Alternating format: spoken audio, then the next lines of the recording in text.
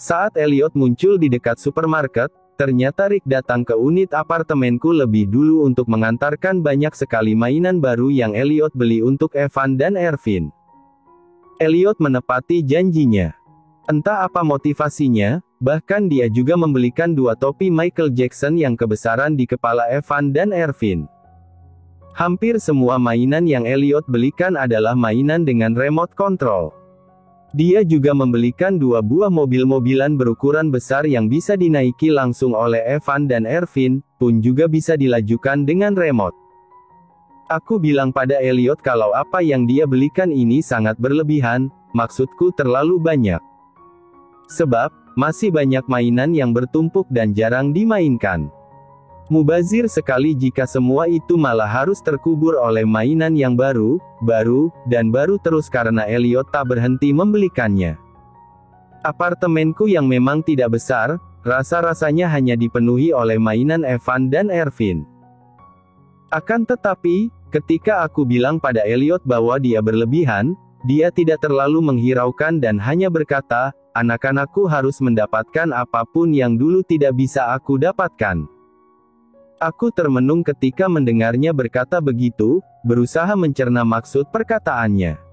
Aku juga jadi memikirkan sikap Elliot semalam ketika kutanya mengapa dia tidak suka bintang, tetapi dia malah diam saja. Tak hanya itu, ketika aku mengulang pertanyaanku, aku agak syok karena kemarin malam dia justru menjadi sangat dingin dan tegas saat menegurku dengan kalimat, tidak usah banyak tanya, baby. Sekarang aku baru saja pulang setelah mengikuti operasi seharian penuh di rumah sakit. Aku tidak banyak bicara dengan Elliot, sebab aku masih agak tersinggung dengan tegurannya kemarin malam saat aku hanya bertanya soal alasan dia tidak suka bintang. Aku sedang menyiapkan pasta yang kubeli di restoran untuk makan malam. Kuyakin beberapa menit yang lalu suara tawa Evan dan Ervin masih dapat terdengar oleh telingaku. Namun sekarang, tiba-tiba saja Evan menangis kencang sambil datang ke dapur menghampiriku. Ibu, kenapa menangis? Kau terjatuh?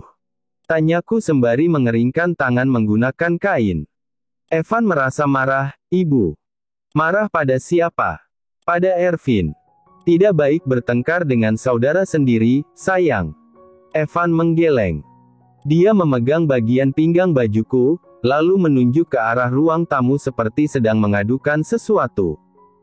Tak berselang lama, Elliot muncul di dapur dengan wajah puasnya yang menahan tawa. Kemunculan Elliot membuat tangisan Evan makin menjadi-jadi. Evan bahkan memukul-mukul paha Elliot sambil mengoceh tidak jelas di sela tangisannya. Aku pun langsung menyadari kalau Elliot pasti baru saja bertindak jahil dan usil pada Evan sampai membuatnya menangis. Mobil-mobilan Evan disembunyikan ayah. Rengek putraku sambil memeluk kakiku. Elliot sempat terkejut mendengar Evan memanggilnya, ayah. Namun saat dia ingin memeluk Evan, Evan menghindar karena masih merasa marah akibat mainannya disembunyikan. Elliot, kenapa kau menjahilinya lagi? Di mana kau sembunyikan mobil-mobilan itu? Tanyaku sembari menggandeng Evan untuk beranjak dari dapur. Aku tidak menyembunyikannya. Aku hanya menaruh di atas meja, tapi dia malah menangis, jawab Elliot. Meja di ruang tamu memang cukup tinggi. Jelas Evan tidak bisa mengambilnya ketika Elliot sengaja meletakkan mobil-mobilannya di atas sana. Setelah mengambil benda itu dan memberikannya pada Evan, putraku itu tetap tidak berhenti menangis. Aku pun menatap Elliot seraya menegur, lihatlah, sekarang harus berusaha keras membuatnya berhenti menangis. Kau kekanak-kanakan sekali, Elliot. Elliot bergeming menatapku. Setelah sejak tadi bibirnya melengkung membentuk senyuman karena menahan tawa, sekarang senyumnya perlahan pudar. Seketika aku merasa bersalah karena kelepasan menyebut Elliot kekanak-kanakan. Aku khawatir teguranku barusan terlalu kasar pada Elliot dan membuatnya tersinggung. Aku tidak sempat mengatakan apa-apa, sebab Elliot sudah lebih dulu beranjak untuk mengangkat Evan ke gendongannya, lalu membujuk putra kami itu agar tidak menangis lagi. 1 jam setelah selesai makan malam, Evan dan Ervin masih belum mau tidur. Mereka terus-terusan merengek ingin menaiki mobil mainan yang baru Elliot belikan. Namun karena ini sudah waktunya untuk tidur, aku tidak bisa menuruti kemauan mereka. Aku pun mengambil buku dongeng, lalu duduk di karpet kamar anak-anakku setelah membaringkan mereka di karpet. Aku juga meredupkan lampu dan hanya menyalakan lampu kecil agar tetap ada penerangan untuk membaca. Evan sangat suka jika aku membacakan dongeng untuknya. Ervin juga selalu bersemangat tiap kali aku menuntun mereka belajar membaca perlahan-lahan. Pengasuh di daycare pun menyampaikan bahwa tiap kali dititipkan di sana, Evan dan Ervin sangat pandai berlatih membaca. Mereka bahkan sudah lancar berhitung urut dari angka 1 sampai 10 tanpa ada yang salah. Maka dari itu, ketika aku mulai membacakan dongeng Sang Kancil, mereka berangsur tenang dan tidak merengek lagi. Kini mereka berbaring di pangkuanku dan mendengarkan semua dongeng yang kubacakan dengan dialog dan ekspresi yang semenarik mungkin. Selagi aku masih membacakan dongeng, pintu kamar terbuka. Elliot melangkah masuk, lalu langsung berbaring di dekat Evan dan Ervin untuk bisa memeluk mereka. Dia juga bergumam gemas ketika menciumi Evan dan Ervin untuk menghirup bau susu dari tubuh anak-anak kami tersebut. Aku tetap ingin membacakan dongeng sampai selesai, walaupun keberadaanku seperti diabaikan karena Evan dan Ervin malah asyik bercanda dengan Elliot. "Sat, diamlah. Ayah ingin mendengar cerita Kancil," ujar Elliot kemudian sambil menempelkan jari telunjuknya di depan bibir, mengisyaratkan Evan dan Ervin untuk berhenti tertawa. Aku tahu dia melakukan itu untuk mencontohkan pada Evan dan Ervin agar kembali mendengarkan dongeng dengan tenang. Beruntungnya mereka mau patuh dan tidak berisik lagi setelah Elliot mencontohkan untuk diam. Hampir 10 menit kemudian, tepat setelah dongeng selesai kubacakan, aku melihat kalau anak-anakku sudah tertidur. Sementara Elliot masih berbaring di dekat kakiku yang memangku Evan dan Ervin, lalu dia tersenyum lembut selagi menatapku dari posisinya itu. "Suaramu manis sekali saat berdongeng," katanya. Aku hanya mengulas senyum simpul sebelum akhirnya Elliot berdiri dan sempat mencium pipiku. Kemudian, dia menggendong Evan dan Ervin secara bergantian untuk memindahkan mereka ke tempat tidur. Kupikir setelah itu dia akan mengajakku keluar, tetapi dia malah beringsut mengambil posisi baring di pangkuanku. Itu cukup menjelaskan kalau barusan dia buru-buru memindahkan Evan dan Ervin untuk menyingkirkan mereka, sehingga dia bisa mengambil alih pahaku untuk dijadikan bantal pangkuan. Menggemaskan sekali. Aku minta maaf karena tadi menyebutmu kekanak-kanakan. Aku hanya menegurmu karena jahil pada Evan, bukan berniat apa-apa. "Maaf," ujarku pada Elliot. "Aku senang kau menegurku, baby," jawab Elliot. "Aku ingin menjadi orang tua yang baik untuk mereka, lemah lembut sepertimu. Tapi jujur, aku tidak bisa. Mereka sangat menggemaskan dan aku tidak tahan untuk terus menggoda mereka." Aku terkekeh pelan dan mengusap-usap rambut Elliot.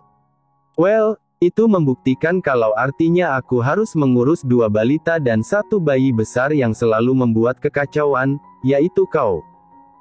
Elliot menjulurkan tangan kanannya ke wajahku dan mengusap pipiku perlahan. "Anak-anakku beruntung memiliki ibu sepertimu. Kau ibu yang baik dan penuh tanggung jawab." Beberapa saat kemudian, Elliot menurunkan tangannya dan berhenti mengusap pipiku. Posisinya yang masih berbaring telentang dengan menjadikan pahaku sebagai bantal, jelas membuatnya bisa menatap ke langit-langit kamar. Sejak tadi dia hanya menatap wajahku. Dan ketika tatapannya tertuju pada langit-langit yang dipenuhi oleh stiker bintang yang bercahaya di kegelapan, dia termangu menatapnya. Namun, hanya sebentar saja karena dia langsung mengubah posisi baring jadi menyamping menghadap perutku. "Elliot," panggilku lembut sembari mengelus rambutnya. "Apa? Kemarin malam. Sepertinya kau kesal padaku karena aku bertanya sesuatu yang membuatmu tidak nyaman." "Aku minta maaf," kataku. Elliot kembali berbaring telentang dan menatapku. Aku tidak kesal padamu. Tapi kau menegurku seolah pertanyaanku adalah suatu hal yang sangsi untukmu dan sangat tidak kau sukai. Aku merasa bersalah.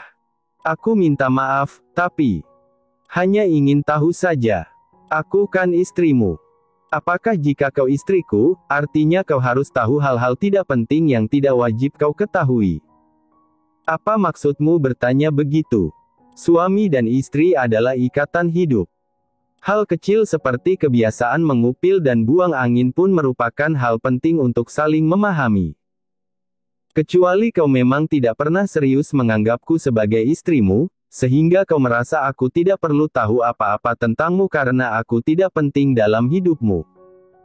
Kau harus mengerem mulutmu agar tidak sembarangan menyimpulkan sesuatu, tegas Elliot. Aku menghela napas. Habisnya, kau sulit dimengerti. Elliot diam. Aku pun juga diam. Aku memilih untuk melamun menatap ke arah jendela kamar, sedangkan Elliot masih berbaring di pangkuanku. Tak apa jika harus tidur di karpet kamar anak-anakku malam ini. Oh, karpet coklat ini berbulu lembut dan agak empuk. Setelah keheningan terjalin di antara kami selama hampir 3 menit, Elliot mengangkat tangan kanannya, menunjuk langit-langit kamar di mana stiker bintang bertaburan di sana. Aku pun kembali menunduk untuk menatap wajah Elliot. Wanita itu bilang, cara menghitung bintang dengan benar adalah dimulai dari sebelah kanan, lalu berlanjut ke kiri agar menghitungnya rapi dan urut, kata Elliot. Suaranya agak pelan. Aku sempat mendonggak sebentar untuk ikut menatap langit-langit kamar, tetapi langsung kembali beralih pada wajah Elliot dan menatapnya teduh. Wanita itu memintaku untuk menunggu. Dia menyuruhku menghitung bintang dan fokus pada hitunganku. Aku diam mendengarkan. Segera aku sadari kalau apa yang Elliot katakan saat ini, sepertinya berhubungan dengan penuturannya beberapa waktu lalu soal tanggal 16 September tahun 1993. Di pinggir jalan menuju Danau Apopka, malam itu aku melakukan apa yang dia bilang, fokus menghitung bintang dengan benar, rapi, dan urut. Dia berjanji akan kembali untuk menjemputku. Dia juga berjanji akan membelikan makanan enak untukku, karena aku belum makan sama sekali dan sangat kelaparan. Aku tetap diam. Dia bilang padaku kalau aku harus menjawab dengan benar berapa jumlah bintang yang ada di langit malam itu. Aku menghitung ada 127 bintang. Aku mengerjap lambat dan makin terdiam. Tapi, wanita itu tidak pernah kembali. Dia menipuku. Cih, dasar jal asteris sialan. Elliot melanjutkan dengan suara baritonnya yang rendah dan pelan, bahkan seperti berbisik. Aku tertegun susah payah dengan mataku yang sudah berkaca-kaca usai mendengar penuturan Elliot. Ada banyak pertanyaan yang membendung di kepalaku. Aku tidak bisa menahan diri untuk teringat pada Louis, terutama lukisannya di studio seni. Danau Apopka yang terletak di Orlando, Florida. Itu adalah pemandangan dari lukisan anak kecil penghitung bintang yang dibuat oleh Louis. Dan barusan, Elliot bilang kalau dia menghitung bintang di jalan menuju Danau Apopka. Walaupun agak ragu, tetapi aku tetap bertanya, wanita itu. Siapa wanita yang kau maksud? Elliot diam. Aku mengelus lembut rambut Elliot. Ingin sekali aku kembali bertanya karena ini adalah sesuatu yang sangat mengejutkan bagiku dan aku ingin memastikan kebenaran. Akan tetapi, aku mengurungkan niatku untuk bertanya setelah memandangi wajah Elliot. Lampu kecil di dekat karpet masih menyorot ke arah kami. Kulihat bibir Elliot bergetar hebat, sementara air mata sudah mengalir dari sudut mata kirinya entah sejak kapan. Kau mau tahu apa yang dia katakan sebelum pergi, baby? Kata Elliot dengan suara yang lirih. Sangat lirih. Aku bergeming, menatapnya dengan penuh kekhawatiran ketika dia sendiri masih menatap bintang di langit-langit kamar. Ibu sangat menyayangimu. Itulah yang dia katakan. Mana aku tahu kalau itu hanya omong kosong sebelum aku dibuang. Elliot tersenyum getir selagi air matanya kian deras mengalir. Luka lama yang sangat besar seperti meledak dari mata coklatnya yang tajam itu. Tak berselang lama, suara isak tangis Elliot mulai terdengar. Aku tertegun susah payah. Tidak pernah aku melihat Elliot seperti ini. Dia adalah pria dingin dan kaku yang kerap kali tidak pandai berekspresi, apalagi menangis. Bahkan meski aku pernah melihatnya meneteskan air mata, tetapi aku tidak pernah melihatnya benar-benar menyuarakan tangisan. Namun sekarang, dia seperti anak kecil yang dipaksa dewasa, tidak tahu harus bagaimana selain menangis ketika matanya yang penuh luka seperti menyaksikan bayang-bayang kejadian menyakitkan yang pernah dia alami. Dadaku sesak melihat Elliot menangis, tetapi aku tahu ini tak lebih sesak dari Elliot yang mungkin sedang berusaha menahan diri agar tidak meronta kesakitan karena lukanya. Wajahnya, matanya, dan bahkan suaranya menyuratkan kerapuhan yang sangat besar. Kenapa semua orang ingin meninggalkanku? Jika memang ingin pergi, mengapa sebelum pergi harus bilang menyayangiku atau mencintaiku? Mengapa tidak bilang saja kalau aku adalah orang yang pantas dibenci, ditinggalkan, dan dibuang? Aku pun memegang tangan Elliot dan menuntunnya untuk duduk.